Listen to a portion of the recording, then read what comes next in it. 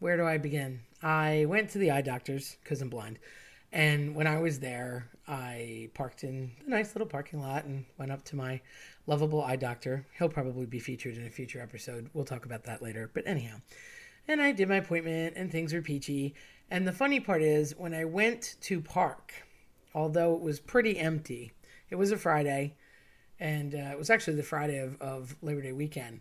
But when I went to park, I pulled in, and I've an SUV, so it's a bigger car, and I was making sure that I was in the lines, and I thought to myself, "Oh, I better readjust because the car on the right of me, although everybody was in the lines and everything was good, it was a little close, and I didn't want that person to not be able to get into their car." So I readjusted my car, and I went in and I had my appointment. When I walked out half an hour later, I went to get into my car. The car on the right was gone, and many cars had left, but there was one car, a white Kia, that was parked in the left spot, which was not the car when I went in, and it had a lot of extremely disturbing bumper stickers on it, but we'll get back to that. It was parked so far over the line and into my spot that you probably would have needed a tweezer to get into the vehicle. And I certainly was not going to make it into there, but it was skin of a grape close. That's how tiny a space it was. There was no way that any mortal human was going to open a door and get into the car. So it's hot and it's sunny, and I could have left because my appointment wasn't that long and I was anxious to get home and start my Labor Day weekend. And I thought, okay, put your patient pants on. So I leaned on the back of my car and I waited and I waited and I waited. And 5 minutes turned into 10, and I'm now baking in the sun. And although, yes, I could probably get in the passenger side, it is a SUV, so I am really not Spider-Man to be able to crawl over it, and really didn't want to do that. Plus, I had a ton of stuff in my car. So I'm waiting and I'm waiting, and then I thought, okay, definition of insanity, do the same thing and expect a different reaction. So let me start looking at the nearby shops. I knew no one else was in the eye doctor because I had just come out and I was like one of the last patients. So I walked to 4 of the stores nearby, poked my head in. Hey, does anybody have a white Kia? It's parked too close. Nope. Went to the other side of the parking lot, popped my head into 4 or 5 stores. Anybody have a white Kia? Nope. So I go back to, there was a bench 10 feet from the parking space in the shade. So I sat down and I looked at my text messages. I started playing on my phone, and I thought, I don't even know who this person is or where they are. There were 2 restaurants in the same parking lot. Neither was open yet, so they couldn't have been there. And the only place I didn't check was the eye doctor. So I thought, well, you weren't thorough, go back. So I go back to the eye doctor and I ask, and there's only one person, and that person did not have that car, and I saw that person when I left. And then the staff said, well, there are other doctors on different floors. I don't know who's open, but there's probably 15 offices in this building. So I thought, well, I'm not going to tool around the 15 different offices. This is ridiculous. What's this person doing? How long could they be? So I went back outside. Now we're probably an hour into not being able to get in my car and waiting.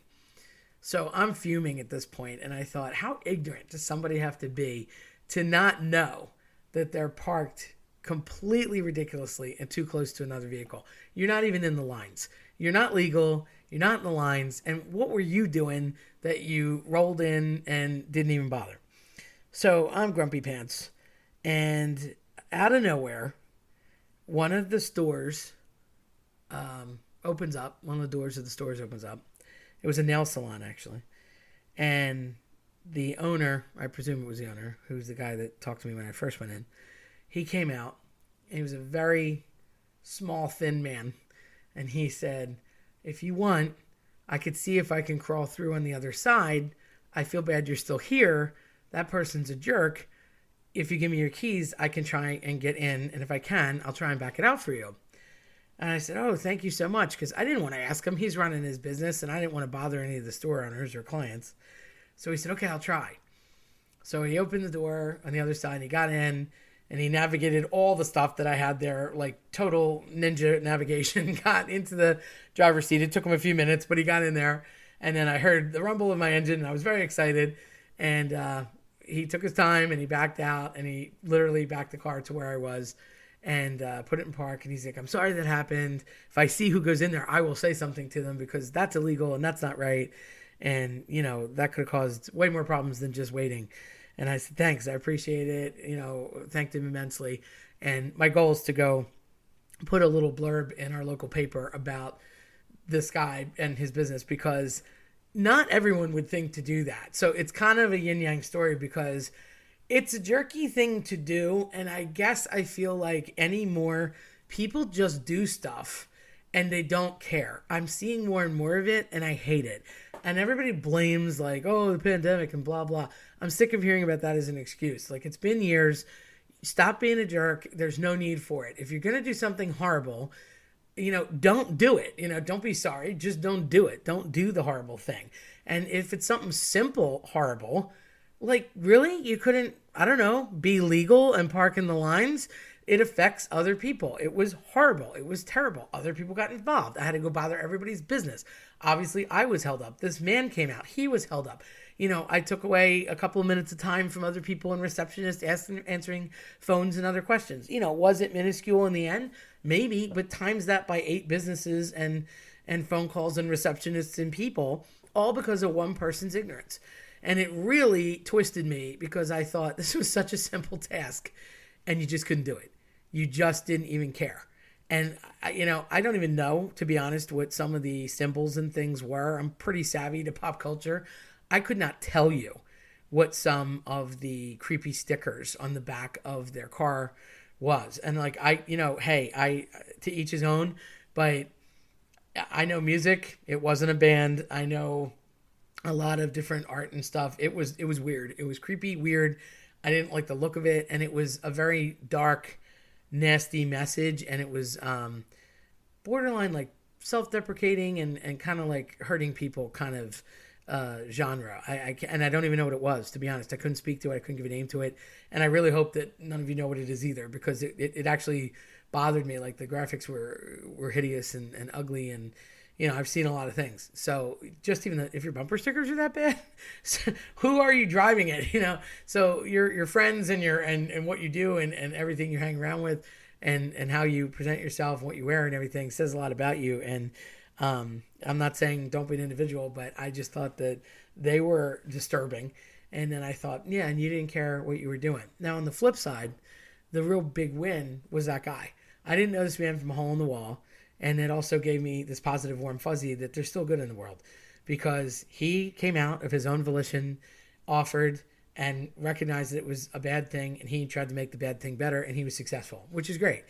And just people don't do that enough. Now, having said that everybody's been more in a downward spiral, I have to say also, since the icky of the pandemic, I have seen more and more people trying really hard to get back, to do well, to encourage other people, whether it's, charities or being helpful or donating time or just being better people and going above and beyond in customer service.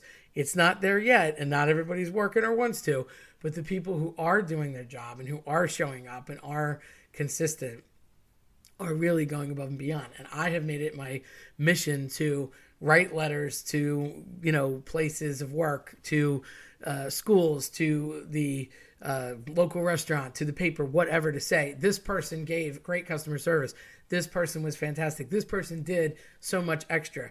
And whatever they can do. I mean, maybe it's just a pat on the back, and maybe that'll make them feel good for 5 minutes. I hope they all get massive bonuses and win the lottery. But, since I can't control that, they can at least get a good job from their boss and know that they're going above and beyond, and that most people are not, and that they are rounding out the massive curve of negative that happened for so long. So my advice, don't be a jerk. Be like the guy who came out and helped and didn't have to. Yes, it took away from his time, but truthfully, it was about 3 minutes. it totally made my day and helped me. It wasn't just a warm fuzzy. He literally got me out of a situation because I would have been sitting there till who knows when. And, it cost him nothing but the 3 minutes. So sometimes it's 30 seconds. It's dropping a comment. It's making a positive compliment. It's saying hello to somebody, making a phone call to a friend you haven't seen in a while. Go out to dinner with someone that you haven't talked to. Go visit someone, that you can't get out very much, or go, spend some time with an older person and that might be in like a nursing home, or visit somebody who's sick, or, take a drive to, grandma's house or whatever it is, or just be nice to somebody at work.